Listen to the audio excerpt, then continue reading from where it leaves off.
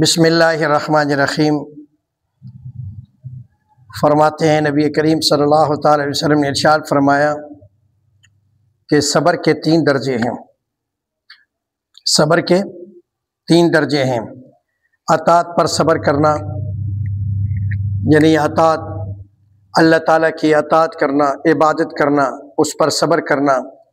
कोई दुनिया का मामला पेश आ जाए तो उसमें यह ना हो कि हम अल्लाह की अतात को तर्क कर दें। अक्सर ऐसा ही होता है कि अगर घर में बेटी की शादी है तो अल्लाह की इबादत हमसे भूल जाती है। कोई और मसला आ जाए, अल्लाह की इबादत हमसे रह जाती है। ये नहीं हो, बल्कि अतात पर सब्र हो। कुछ भी हो जाए इस पर सब्र करें। सारी मुसीबतें झेल लें, सारी परेशानियां झेल लें, लेकिन अल्लाह ताला को सजदा मत भूलें। इसलिए अल्लाह का सजदा मत भूलें, उस अतात पर सब्र करें। और उस अतात पर सब्र करने में अल्लाह रब्बुल इज़्ज़त आपको बहुत ज़्यादा अजर से नवाजेगा और बहुत ज़्यादा। और मुसीबत पर सब्र, जो मुसीबत दूसरे नंबर मुसीबत पर सब्र करना कि जो परेशानी अल्लाह भेजता है, हमारा ईमान है, जो परेशानी आती है वो अपना वक्त लेकर आती है, इसलिए वो अपनी उम्र लेकर आती है और उस वक्त से पहले वो परेशानी चली जाती है। और इसलिए फरमाते हैं कि हर चीज़ की उम्र होती है। सेहत की भी उम्र है, जवानी की भी उम्र है, और बुढ़ापे की भी उम्र है, परेशानी की भी उम्र है, खुशी की भी उम्र है। इसलिए खुशी भी अपनी उम्र लेके आती है।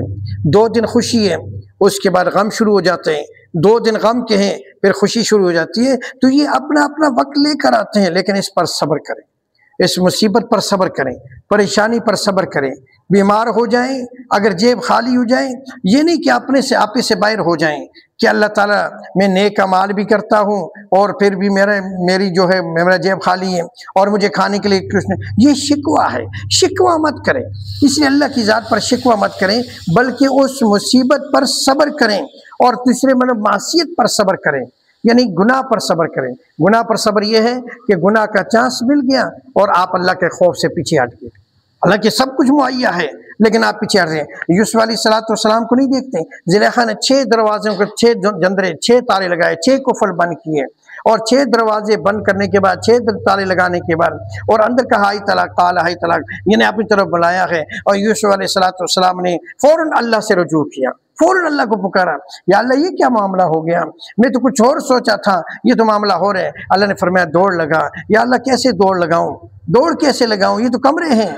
फरमाया दौड़ना तेरा काम है, कमरे दरवाजे ताले तोड़ना मेरा काम है। अल्लाह फरमाते हैं तो हिम्मत तो करो, बरकत मैं दूंगा। और यूसुफ अलैहिस्सलाम ने दौड़ लगाई, ताले खुद दरवाजे खुद खुलते गए, ताले खुद टूटते गए। तो इसलिए मेरे बुजुर्ग, मुसीबत और भी गुनाह पर सब्र करना, गुनाह से बचाओ अपने आप को, अल्लाह तुम्हें इस पर ज़्यादा से ज़्यादा अजर अता फरमाएगा। इसलिए फरमाते हैं कि अल्लाह ताला हौसले के साथ बर्दाश्त करना चाहिए उस चीज़ों को। 300 दर्जे लिख देते हैं जो शख्स तात पर सब्र करता है, जो अतात पर सब्र करता है, और उसके 600 दर्जे लिख दिए जाते हैं। और जो मुसीबत पर सब्र करे उस पर अल्लाह ताला जो 900 दर्जे लिखते हैं, 900 दर्जात उसके लिख दिए जाते हैं। तो अल्लाह ताला ने इसमें भी दर्जात को रखा है, इसमें भी बंदे के लिए खैर को रखा है। तो इसलिए फरमाते हैं कि जो अतात पर सब्र करता है उसके 600 दर्जात लिखे जाते हैं, जो शख्स मुसीबत पर सब्र करता है उसके लिए 900 दर्जात लिख दिए जाते हैं। इसलिए फरमाते हैं कि अल्लाह ताला के ऊपर जितना भी इनाम आए उसका शुक्र अदा करो, और जितनी अल्लाह ताला मुसीबत भेज दे, जितनी मुसीबत भेज दे उस पर अल्लाह ताला का सब्र लो। और इन्नल्लाह मअस साबिरीन, अल्लाह फरमाते हैं सब्र करने वालों के साथ अल्लाह हमारा हामी नासिर।